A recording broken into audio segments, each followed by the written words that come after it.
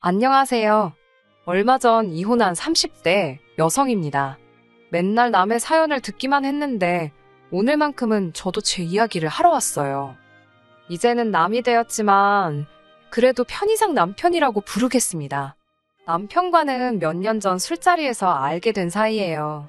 그 술집이 정말 인기는 많은데 자리가 항상 부족한 곳이었거든요.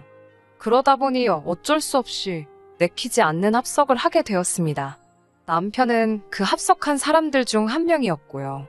그때만 해도 남편과 제가 부부의 연을 맺게 될 줄은 몰랐네요. 위트 있는 말투에 유쾌한 성격인 남편은 누가 봐도 좋은 집안에서 자란 사람 같았어요. 하지만 그에게는 누구도 상상하지 못했던 복잡한 가정사가 있었습니다. 사업을 하시는 아버지와 전업주부이신 어머니 밑에서 평범하게 자란 저와 달리 남편은 아주 어렸을 때 일찍이 어머님을 잃었대요. 이후로는 아버님과 할머님의 손에서 자랐다고 했어요. 문제는 남편을 돌봐주셔야 했던 아버님의 건강이 좋지 못했다는 거지요. 게다가 경제적으로도 여유가 없는 상황이었고요. 어쩔 수 없이 아버님께선 성치 않은 몸으로 막노동을 하시며 돈을 버셨고 집안일을 비롯한 남편을 돌보는 일은 할머님의 몫이었다고 합니다. 그래서인지 아버님과 할머님에 대한 남편의 효심은 이루 말로 표현할 수 없을 만큼 컸어요. 저는 이런 남편의 상황이 저희 결혼에 영향을 미칠 거라고 생각하지 않았습니다. 하지만 남편은 저희 부모님이 자기를 어떻게 보실지 몹시 걱정하는 눈치였어요.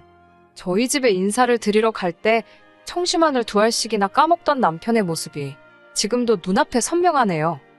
남편의 우려와는 달리 다행히도 저희 부모님께선 남편의 어려웠던 시절을 크게 개의치 않으셨습니다. 오히려 그런 상황에서도 이렇게 반듯하게 자라서 보기 좋다며 남편을 치켜 세워주시더라고요. 참고로 남편과 달리 저는 이미 아버님과 할머님을 몇 번 뵌 적이 있었습니다. 두 분 다 한결같이 저를 예뻐해 주셨기 때문에 남편 쪽 어른들에 대해서 저는 크게 걱정하지 않았습니다. 본격적으로 결혼 준비를 하게 되면서 남편의 재정 상황도 알게 되었습니다. 전에도 연봉이라던가 대략적인 건 알고 있었기에 큰 걱정은 없었어요. 아무래도 아버님이나 할머님 두 분 다 경제활동을 하실 수 없는 상황이었으니 접고 가는 부분도 있었고요. 하지만 그럼에도 불구하고 제 예상보다 훨씬 좋지 못했던 남편의 재정 상황이 당황스럽긴 했습니다. 솔직히 말하자면 친정 부모님께 어떻게 말씀을 드려야 하나 싶더라고요. 하지만 제 염려와는 달리 친정 부모님은 돈이라는 게 원래 있다가도 없고 없다가도 있으니 너무 걱정하지 말라 하셨습니다. 젊은 남녀 둘이서 열심히 알뜰히 살면 못 이룰 게 없다 하시면서 당장 필요한 것들은 당신들이 도와주신다고요. 너무 감사한 일이었어요. 하지만 결혼식을 올리고 얼마 지나지 않아 비극적인 사건이 생겼습니다. 아버님과 남편을 키워주신 할머님 두 분 모두 몇 달 간격으로 세상을 떠나셨거든요. 전 세계적으로 큰 비극을 불러왔던 그 전염병 때문에요. 아버님과 할머님을 2달 간격으로 잃은 남편은 세상을 잃은 사람처럼 보였습니다. 제가 아무리 노력해도 그분들의 빈자리를 채워줄 수는 없었지요. 남편은 아버님이나 할머님께 해드리지 못했던 많은 일들을 후회하고 있었습니다. 특히나 손주를 안겨드리지 못했다는 것에 매우 슬퍼했고요. 설령 허니문 베이비를 가졌다 치더라도 불가능한 일이었다는 걸 알았으면서도 남편의 자책은 저로 하여금 죄책감과 미안함을 갖게 했습니다. 동시에 저는 억울한 마음도 있었는데 이유는 아이를 천천히 갖자고 한 건 남편이었거든요. 다른 남자들과 달리 남편은 아이를 키우는데 적극적으로 관여하고 싶어 했습니다. 가정적이고 다정한 아버지가 되고 싶다나요. 문제는 남편이나 저나 비슷한 수준의 중견기업을 다니고 있긴 했어도 복지나 이런저런 처우를 비교하면 큰 차이가 존재하고 있었습니다. 그래서 남편은 출산휴가나 육아휴직을 좀 더 마음 편하게 쓸 수 있는 회사로 이직을 준비 중이었어요. 일단 자기가 이직에 성공하면 아이를 갖자고 했습니다. 본인도 아버님이나 할머님이 그렇게 일찍이 갑자기 돌아가실 줄은 몰랐겠지요. 그렇다고 해도 제 옆에서 자꾸 아이를 못 보여드렸다며 속상해하니 마치 저를 탓하는 것처럼 들려서 너무 괴로웠어요. 하지만 이 일로 저희가 이혼을 결심하게 된 건 아닙니다. 저희가 이혼을 하게 된 건 이후에 발생한 일련의 사건들 때문이에요. 두 분이 떠나시고 얼마 지나지 않아 돌아가신 줄만 알았던 남편의 어머님께서 저희 부부 앞에 나타나셨습니다. 남편보다 4살 많은 결혼한 신우와 함께 말이지요. 이 두 사람의 등장으로 저희 부부 사이는 완전히 어그러지게 되었습니다. 처음엔 남편도 저도 당신이 친모라고 주장하는 어머님을 믿을 수가 없었어요. 죽은 줄만 알았던 어머님이 살아계실 거라고, 그리고 이렇게 다시 모습을 보이실 줄이야 누가 상상이나 했을까요? 게다가 남편은 어머님의 얼굴을 전혀 기억하지도 못하는 상황이었습니다. 결국 어머님이란 분께 양해를 구하고 유전자 검사까지 해야만 했네요. 지금 생각해보면 이때부터 어머님은 이미 저를 싫어하셨던 것 같아요. 자기를 의심했다는 이유로요. 검사 결과 어머님은 남편을 낳아주신 친어머니가 확실했습니다. 하지만 여전히 아버님이나 할머님께서 왜 어머님이 돌아가셨다고 거짓말을 하셨는지에 대한 의문은 풀리지 않더군요. 며칠 동안 남편과 상의한 끝에 어머님께 왜 그동안 연락을 하지 않으셨는지 여쭤보았습니다. 그러자 어머님께선 믿을 수 없는 이야기를 전해주셨어요. 아버님이 당신을 때리셨고 그걸 견디지 못한 당신이 집을 나갔으며 이후로 할머님께서 어머님이 아들인 남편에게 몇 번이고 연락하려고 한 걸 회방을 놓으셨다면서요. 솔직히 저는 어머님의 말씀을 믿을 수가 없었습니다. 비록 오랜 시간은 아니었지만 제가 겪은 아버님과 할머님은 정말 좋으신 분들이셨거든요. 무엇보다 어머님 말씀대로 그렇게 나쁜 분들이셨다면 왜 남편에게 아파서 돌아가셨다고 말씀하셨을까 싶더라고요. 얼마든지 어머님을 나쁜 여자, 못된 엄마로 표현하실 기회가 있었는데 말이에요. 게다가 남편보다 4살 많은 신우의 존재도 이해가 되질 않았습니다. 신우와 남편은 생긴 것도 판이하게 달랐고 신우는 유전자 검사 같은 건 절대 안 할 거라고 버텼거든요. 그러면 안 된다는 걸 알면서도 자꾸 이상한 생각이 들었습니다. 제가 너무 막장 드라마를 많이 봤나 싶을 정도로 머릿속이 복잡해져만 갔어요. 하지만 제가 이런 의심을 겉으로 내보일 수는 없었습니다. 아버님과 할머님이 떠나신 이후로 남편에게서는 늘 외로움이 느껴졌었거든요. 그런데 어머님이 오시고 나선 남편이 눈에 띄게 밝아진 모습을 보이더라고요. 어머님의 존재가 남편에게 큰 힘이 되는 눈치였어요. 그렇다 보니 아내된 입장에서 그저 어머님과 잘 지내는 것만이 남편을 위하는 방법이다 싶었습니다. 하지만 이제 와서 말이지만 어머님과 신우, 그 둘과 잘 지내기란 생각보다 훨씬 어려운 일이었습니다. 유전자 검사 이후로 어머님은 말 그대로 기세가 등등해지셨습니다. 일단 이제라도 그동안 못다한 애미 노릇을 해야겠다며 다짜고짜 저희 집에 들어와서 살겠다 하셨습니다. 옆에서 신우도 한다는 소리가 당신은 20살 이후로 계속해서 어머님을 부양했으니 할 만큼 했답니다. 이제 아들인 남편이 어머님을 부양하는 게 도리에 맞는 거라나요. 제가 어이가 없어서 신우에게 형님이야 잘하면서 어머님한테 사랑을 듬뿍 받고 자라셨겠지만 제 남편이야 어머님 얼굴도 기억을 못하고 사랑도 못 받았는데 이제 와서 도리를 찾으시냐고 따졌습니다. 그러자 신우도 할 말이 없는지 목소리만 자꾸 높이더라고요. 급기야 윗사람이 하라면 하면 되지 않냐는 어디선가 100번쯤은 들어본 듯한 말을 내뱉으면서 저더러 모처럼 상봉한 모자지간을 끊어놓을 셈이냐입니다. 하지만 제가 아무리 치열하게 싸우면 뭘 하나요. 남편이 우유부단하고 가타부타 말을 못하니 아무짝에도 소용이 없더라고요. 남편은 급기야 저에게 딱 1년만이라도 같이 살면 안 되겠냐고 애걸복걸 부탁을 했습니다. 어머님이 어떤 사람인지 너무 궁금하다면서 자기도 어머님의 사랑을 받아보고 싶다나요. 그런 남편을 보니 더는 싫다 소리를 할 수가 없었어요. 결국 딱 1년을 약속받고 어머님과의 동거 생활을 시작했습니다. 문제는 결혼했다는 신우가 자기 집에 갈 생각은 안 하고 어머님이랑 같이 짐을 핑계로 저희 집에 눌러 앉으려고 하더군요. 이때만큼은 저도 참지 못하고 화를 냈습니다. 결혼도 했다면서 왜 집에 안 가고 우리 집에 눌러 앉으려는 거냐고 따지고 들었지요. 남편이 어렵게 털어놓은 이야기는 황당했습니다. 신우가 아이를 못 낳아서 쫓겨난 상황이었다네요. 요즘 같은 시대에 아이를 못 낳아서 쫓겨난다니. 같은 여자로서 안쓰러운 마음은 분명히 있었지만 어머님뿐만 아니라 신우까지 같이 데리고 살 수는 없었습니다. 결국 신우도 제 기세에 눌렸는지 저희 집에서 멀지 않은 곳에 위치한 고시원으로 들어가더라고요. 고시원에 있다는 사실도 한참 후에야 알게 되었어요. 어머님과 함께 사는 건 생각보다 훨씬 어려운 일이었습니다. 어머님은 그동안 못다한 애미 노릇이라는 명분으로 5만 가지에 다 간섭을 하셨거든요. 심지어 남편이 메고 나가는 넥타이 색깔까지도 신경을 쓰셨습니다.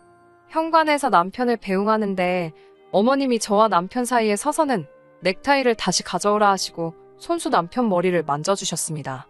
신혼생활에서 제가 소소하게나마 즐기던 것들을 당신이 다 하려고 드셨지요. 이걸 어떻게 받아들여야 하는 건지 감이 안 오더라고요. 무엇보다도 남편이 어머님의 그런 행동들을 즐거워하는 눈치였습니다. 그러니 제가 서 있을 곳이 하루가 다르게 줄어드는 느낌이었어요. 그런 어머님과의 동거 생활로 한껏 지쳐가던 올해 봄이었습니다. 몸이 영 좋지 않았는데 짐작가는 바가 있어 임신 테스트를 해보게 되었네요. 그리고 제가 아이를 가졌다는 사실을 알게 되었습니다. 솔직히 말하면 기쁨과 떨떠름한 마음이 반반이었어요. 저는 일단 남편에게 제 임신 소식을 따로 알렸습니다. 남편은 제 예상보다도 더 기뻐해 주더라고요.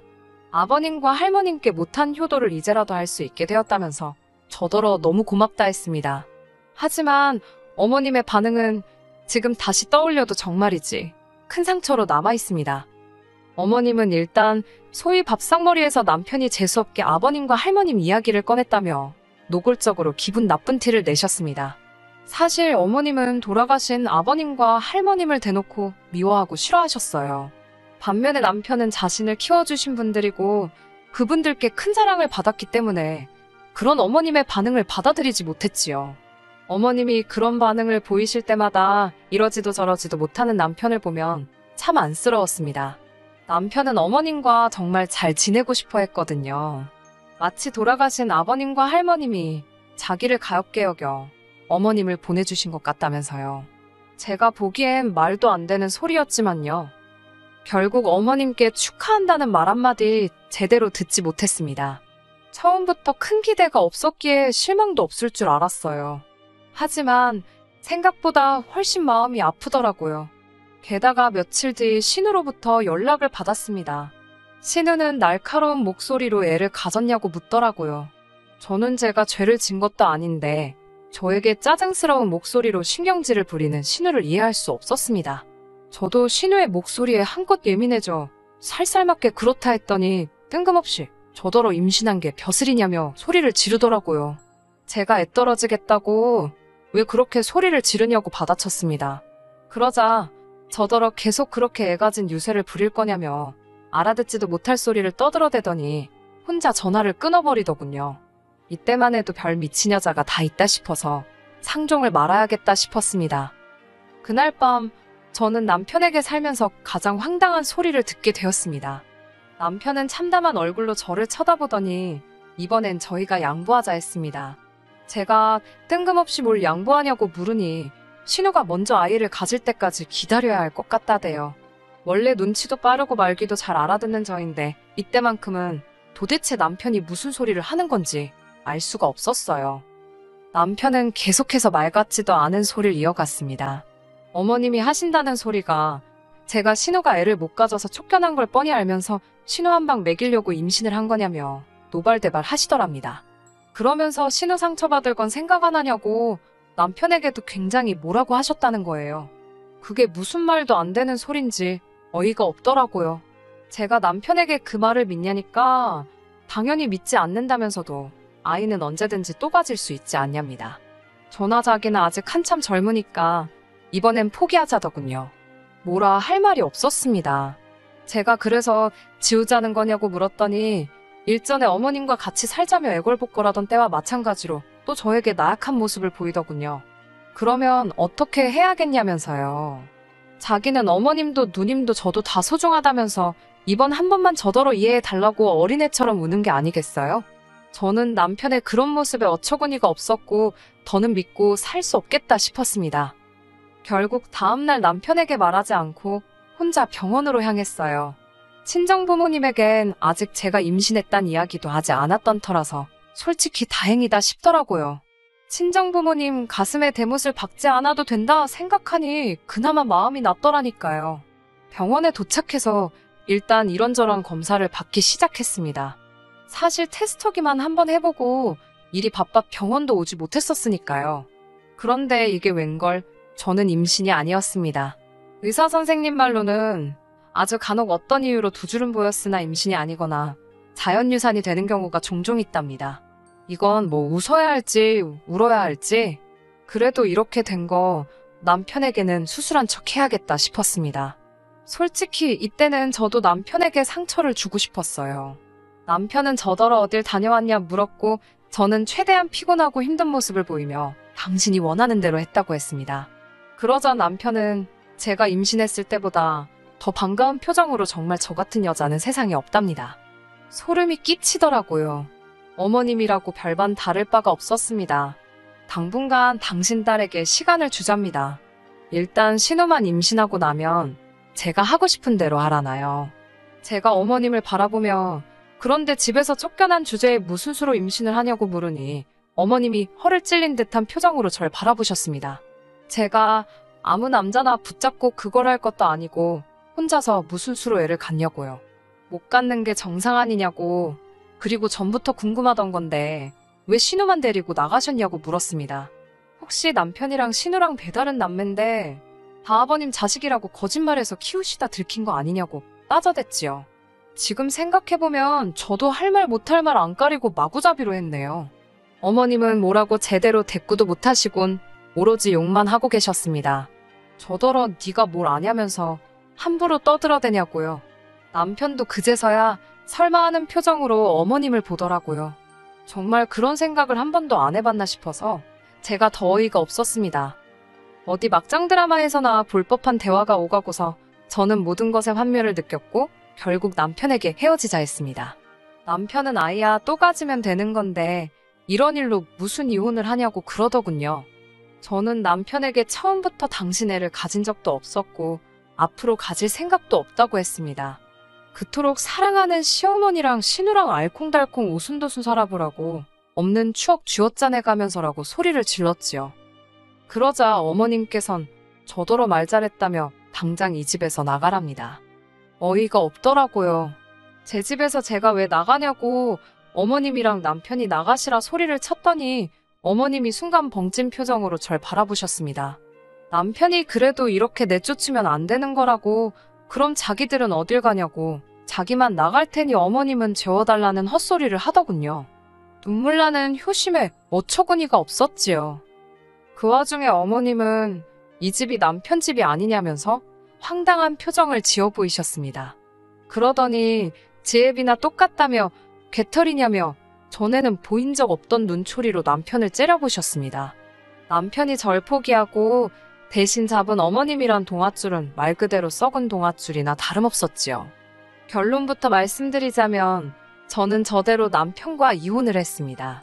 남편은 저까지 자기를 버리면 자기는 어떻게 사냐며 거의 제 바지가랑이를 붙잡고 늘어졌다 표현해도 될 만큼 저에게 매달렸어요. 하지만 남편이 불쌍한 것과는 별개로 도저히 더 이상 부부로 살 수 없겠더라고요. 그에겐 제가 넘버원도 아니었고 앞으로도 언제든지 다른 사람이나 다른 것들과 대체될 수 있다고 생각하니 더 이상 남편 곁에 머물고 싶지 않았습니다. 이후로 들리는 소문에 의하면 어머님은 또다시 신우만 데리고 야반도주를 하듯 남편을 떠났답니다. 들은 바로는 두 사람이 남편 신용카드도 들고 도망가서는 한동안 마음대로 썼다나 봐요. 글을 적는 지금도 한심해서 한숨만 나오네요. 제 신부가 고약한 건지 어쩐 건지는 몰라도 헤어진 전 남편에게 잘 살아라, 행복해라 같은 덕담은 못하겠습니다.